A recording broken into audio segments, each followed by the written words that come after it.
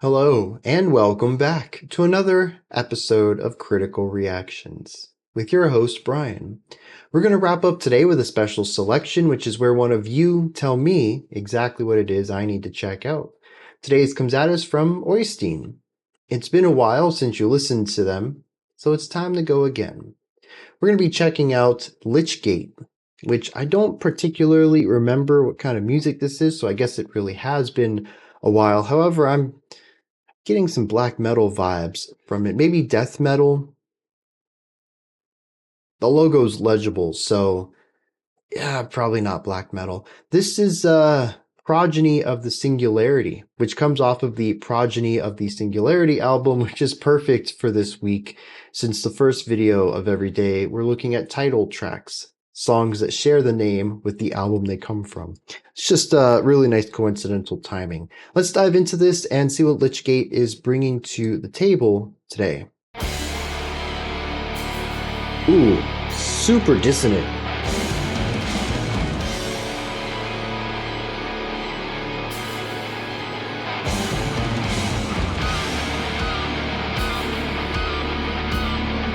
So that organy sound in the background is doing groups of 6, which makes me think we're 1, 2, 3, 1, 2, 3. That's very fast though. 1, 2, 3, 4, 1, 2, 3, 4. It could be polyrhythmic. Or, sorry, polymetric. Yeah. 6, 8, and 4, 4.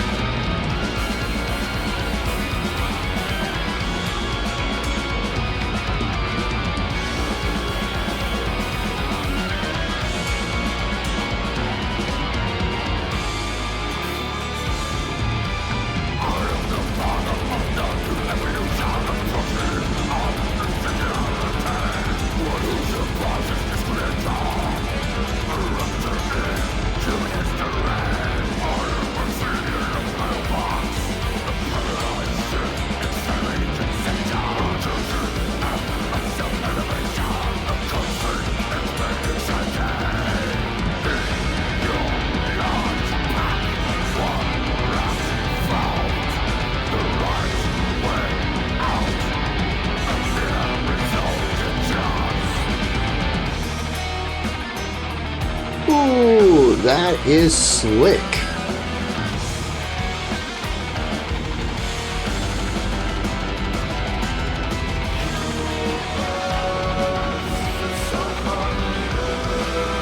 Okay.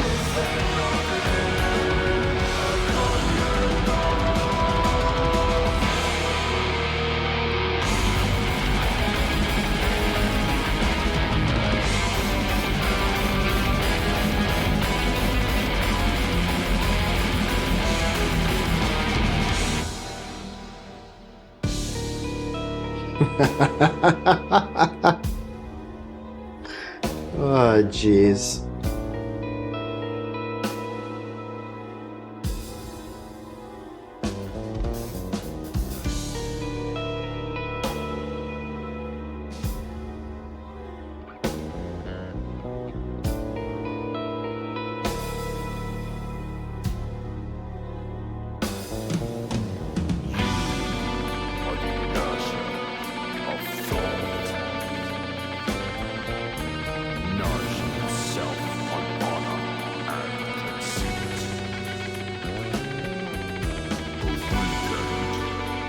Ooh.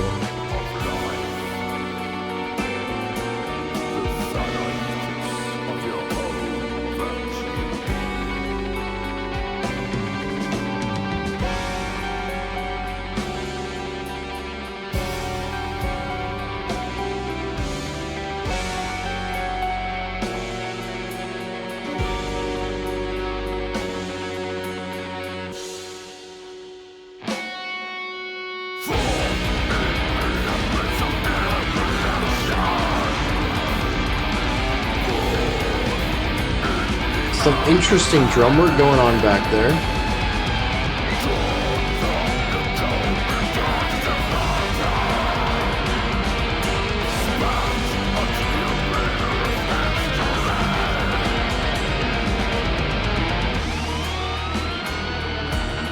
I do like this though. This is a sick riff.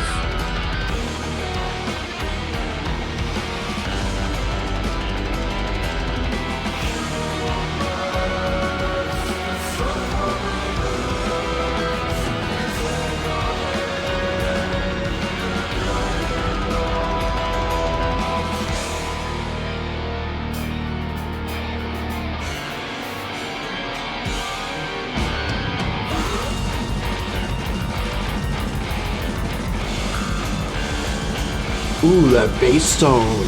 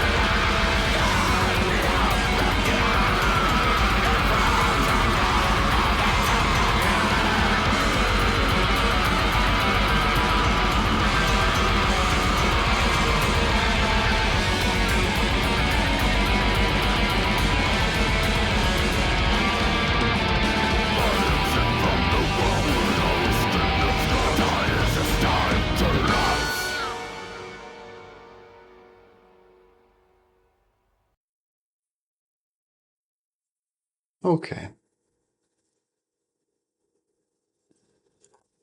That's an intense track. It does have some very cool qualities to it though. Rhythmically, it can be interesting. There's also blast beat sections, but it can be rhythmically interesting. There's polyrhythm right off the bat. There's interesting drumming. There's cool riffs. But it is a very abrasive, often dissonant type of blackened death metal that it's generally speaking a bit much for me. But there are, like I mentioned, a couple places in there that I quite enjoyed. Surprised, I think, would be the right word for those moments. Um, yeah, just totally unexpected, but just hits me in the right way. A majority of this song, though, is blast beats and heavy guitar riffage and gnarly vocals. There is some pitch stuff to the vocals, though.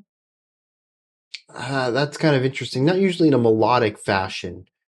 Just like how speech usually has different pitches to it. Not necessarily trying to create a melody out of my speech, but just a general movement of higher and lower frequencies. Just to create a sense of movement through the language itself. Because if I just talked like this all the time, that would not be very interesting. And I'm pretty sure I would not have many people who would care to listen to me because this is honestly kind of boring.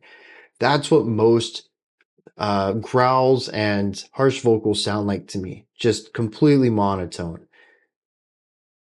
This feels a little more expressive, despite the fact that I don't think there's any real pitch going on in it. It's all interpretation of pitch based on the overtones and undertones of the compression, mixed with a variability of probably mouth shape in order to create all of these different perceptions of tone. But again, not really aiming for any specific notes. And a lot of the time, the vocals feel like they're just kind of delivered speechily. It's not really sing-songy, but it's definitely not speech either. Just more of I don't know, a speech-like cadence, I suppose would be the way to describe it. Anyways, I didn't mean for this to kind of focus on vocals. I wanted to focus on how this is heavy and aggressive. But yeah, harsh vocals all over the place here. We did have what I thought was a single clean vocal chord in the middle of the track. Although I might be misremembering that, and it could have been an organ too. I just attributed it to voices. Regardless, a lot of the bass work, a lot of the guitar work, a lot of the drum work, and a lot of the vocal work is just heavy, aggressive death metal stuff.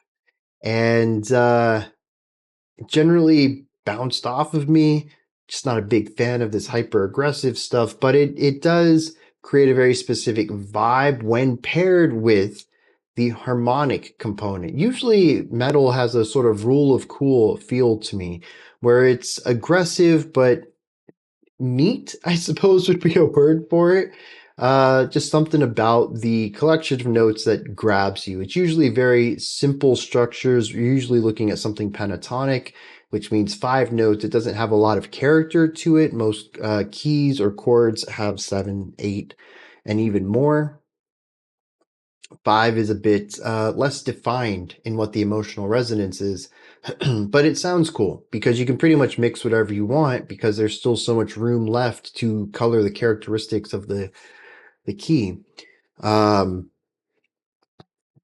Here, though, there is a distinct atmosphere, a distinct emotion of eeriness. It is still metallic. It still captures some of that rule of cool feel, some of the aggressiveness, but it comes off as dangerous, eerie, even a little malicious, I think would be a word I would ascribe to some of the atmospheres in this track. It feels like a place I should not be. Not even just that it doesn't want me here, but I should never have been here to begin with. It's very clear from like a mile away. That's a dangerous place. How about we not go there? That's what the music feels like in almost every aspect of it. But it does lighten up, might be a term for it. We have this part in the middle of the song, which is interesting. A lot of the aggressiveness goes to the wayside. We have simple drums really just laying down every couple of beats, and this bass line rising and falling, a little bit of melodic movement going back to a rising and falling pattern. The drums interject every fourth repetition with a drum fill. The first one kind of being swung a little bit, introducing some interesting syncopation to the rhythm of it, kind of alludes to something jazzy adjacent that they never revisit. None of the other drum fills do this. They're all a bit more strict and rigid in their rhythms.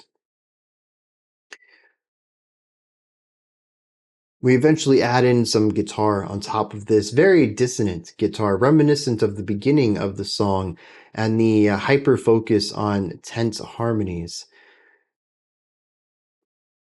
A little bit of a solo here, and it evolves into, well, it goes back to the verse, I suppose, before going to wrap up the song. And it does reintroduce that very cool staccato 16th note guitar riff that I just fawned over both times we heard it. Just a very cool riff in general. But it is this moment that the atmosphere is still tense. It's still unsettling, might be the right way, but it's no longer antagonistic. It's no longer in that realm of fear. It's just creepy.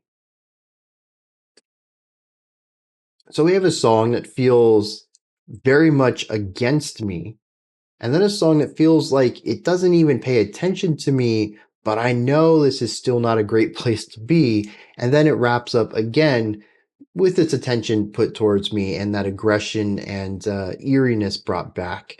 Animosity, I think, is a good word for this song too. It just generally feels like in every part of the song that I should not be listening to it. Like it does not want me to listen to it. I don't like to use the word ugly because I think it has negative connotations to it, but there are certainly parts of this song that feel purposefully and intentionally ugly to me because it adds up really well with this idea of this monstrous sounds, and it brings this almost visual repulsion to the sonic element of it. It does a fantastic job at crafting something that I don't want to be within for the most part. It does have those cool moments, and it feels weird to say, yeah, I don't want to be part of this song. Except for like 30 seconds of it, real cool stuff going on there. But it's true. That riff, that's a very sick riff, and yeah, I love it. And that's about what I get from this song then. It's technical when it needs to be, less so in other places. It's consistently aggressive. We didn't talk about polymeter though. This was interesting because black metal as a whole tends to be a bit simpler in my mind. There is more avant-garde or experimental black metals, but you don't really, let me reword this. I have not really been exposed to too much of progressive black metal. It either seems that it is on the super simple side of black metal, or it's experimental avant-garde stuff that just takes the dissonance of black, or takes the black metal constant 16th idea and the compressed sound, and then introduces a ton of dissonance to that and runs with it, kind of going for a noisy form of black metal. I don't really hear anything in the middle, not anything that I would be able to call, the dream theater of black metal or something like that. I'm sure it exists out there. You know what? Actually, I am massive blind spot here, and I forget the name of them. Is it Flesh God Apocalypse, or is it? I think there's another one too. They do like orchestral black metal. I will say that that veers a little bit more into the progressive realm. So okay, yeah, I think it's just because I get so much of that straightforward third wave stuff that to me that's all I think about when it comes to black metal. Oh, there's also Psy, who's a bit more progressive with their black metal. So yeah, like I said, I get hyper focused on the third wave stuff, but y'all send me so much of it. It's not like metal where I get a little taste of everything throughout the year. I get this hyper focus on the simple black metal stuff. So, anyways, yeah, I guess time stuff just isn't something that pops up as often, but progressive black metal does exist, and I've heard plenty of it. Anyways, time stuff. We have a 3 against 2 hemiola style polyrhythm going on here with a 4/4 versus a 6/8, where for every 2 beats of the 4, we're getting 3 beats of the 6. So we're still getting half and half, but that's where our 2 against 3 comes in, and which is called a hemiola. It's a special type of polyrhythm. And I thought that was pretty interesting. At the start of the song, I couldn't figure out what kind of time signature we were in. I think it was, it was an organ at the beginning. I was like, yeah, okay, we're in 6. But it was a fast 6, and I really didn't feel the 6 as much as I felt a 4 from the drums. Yeah, at that point, like, we got two meters going on. So that's pretty cool. Again, just not something I expect to see in black metal too often. So I wanted to point it out, even though I don't have like any larger thing, like, oh, it ties into this theme or anything like that. Yeah, I don't have anything like that. It's just a cool little detail I noticed in this track and was rather consistent throughout too. Most of this song feels like it could very easily be counted in 4 or 6. So let me dive into the lyrics here. We'll see if we can't tie any of these disparate patterns I've picked up into maybe some sort of larger theme. All right. As is with a lot of black metal, much to my dismay, we have a rather negative track here focusing on misanthropy or the hatred of humankind. Some of this goes a bit over my head, the vocabulary and the use of it I can't quite piece together. But it does seem to be somebody who finds themselves calling themselves the father of the new evolution, a progeny of the singularity, one who surpasses its creator, a rupture in human history. They view themselves to be rather important. I was kind of curious what all of this was moving towards. Mentions that they are a seed in a metal box, a paradigm shift, accelerated conception, a recursive act of self elevation, the constrained yet expanding psyche. It all sounds quite profound, but doesn't really mean much to me other than saying that he is uh, isolated and unique and special and on the cusp of something great that everyone will want to be a part of, maybe. The chorus says humans, the so-called leaders entangled in a Gordian knot. Now, a Gordian knot is a device that was impossible to untangle or something beyond. It was basically an unsolvable puzzle. Is the purpose behind that? Being entangled in a literal knot, I think, is interesting, or at least using Gordian knot both in its figurative language, but also a literal knot, trying to use that, the duality of that phrase. Believing, though, humans are not leaders, they're just stuck trying to solve a problem.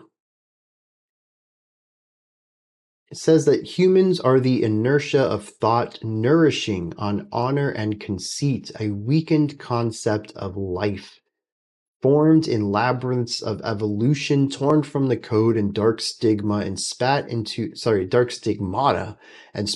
the arena of history. Basically saying that humans think that they are the leaders of the world, but it's just pure luck that we evolved in a way that placed us in the food chain the way that it did. That's it. And because this narrator believes that they have uncovered this dark truth to humanity, that we're not actually all that great, we are just a series of events that led us, like, duh, of course we are. That's how everything was formed. Now, there is one part here that I think speaks a little bit. He says that humans are the inventors of occupation and tyranny, a mutually clinging burden of elements, simultaneously a prop and deadwood. Basically saying that humans are terrible. Says that we are the overworked mender of our own mistakes. It's just a single view. It's definitely easy to lock into the atrocities that humanity has created.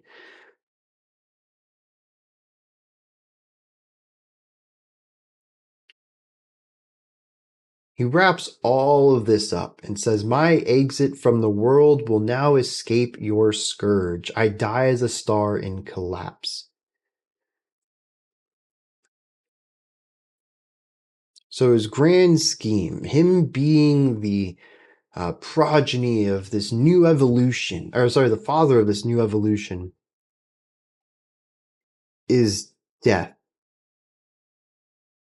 Wow. Unless I'm missing something, great job. You sound like every other black metal lyricist out there. And I mean, that's a very cynical take on it, but this is a very cynical take on life, too. This is a song that says, I'm special. I figured the thing out all by myself, and I'm going to, kill myself so that, I don't have to deal with this truth anymore. But like, that's all third wave black metal stuff. Anytime it says that humanity sucks, the answer is always, I'm going to take my life. It's that nihilistic issue I have with this genre. And for this song to say, "Hey, I'm special because I figured it out," when everyone else says the exact same thing, makes you feel a little less special, but also you're too dense to see the greatness that humanity is. Also, you're hyper focusing on the negative aspect. And I mean, it's easy to focus on it too. You look at history, it focuses on a lot of negativity. You look at news of today, it focuses on a lot of negativity. But if you just get outside and talk to your neighbor, you engage in your community and your society, 9 times out of 10, you're going to find really great people. You're going to find that positivity in humanity. And it makes it really difficult for me to take any of this nihilistic, misanthropic garbage at face value because it is so hyper focused on such a small part that just happens to be amplified in human life and come to the worst conclusion through it. I don't know, man. It's just, I think art is a great vehicle to explore darker themes. I don't have a problem in general with nihilistic or misanthropic art, but you gotta put a little bit more into it. I mean, this is basically as cookie cutter as a breakup song in a metalcore track. Or more appropriately for modern day, a mainstream metal song that talks about how bad social media is. Like, everyone is saying this. It's not unique. And just because everyone says it doesn't make it deep or right. If you're going to write about this topic, put some of yourself into it. Say something new. Say something unique. I don't know. I know I'm digging into this, but I'm really done with lyrics like this. Give me something to think about rather than be short-sighted in your argument. These are my thoughts on Lychgate's Progeny of the Singularity. The music was fine. I thought there were some cool ideas in it. I like that. The lyrics, I can't be bothered with this kind of stuff anymore. I guess. Maybe it's just one of those days. Maybe this was the wrong day to check out some nihilistic lyrics. What are your thoughts on this, though?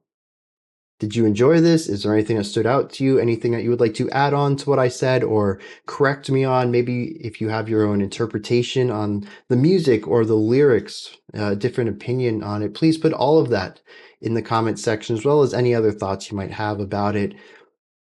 Above that, in the description box, you'll find a link to Linktree. It takes you to this place. It's a nice menu. It's got links to my music, ways to support the channel, a link to the Discord server, and so much more. Above that, if you could, like, subscribe, and ring the bell. I greatly appreciate all three of those. That wraps it up for today. I'll be back tomorrow, though, 5 p.m. Eastern Standard Time, 9 p.m. UTC as usual. Until next time, remember to be critical, not cynical, of the music you listen to. Granted, I wasn't really following that today, but usually I try to be a pretty good model for that, for that tagline. But yeah, I got a little cynical today. Anyways, don't do what I did today. And have a fantastic morning, afternoon, or evening whenever you choose to watch my videos.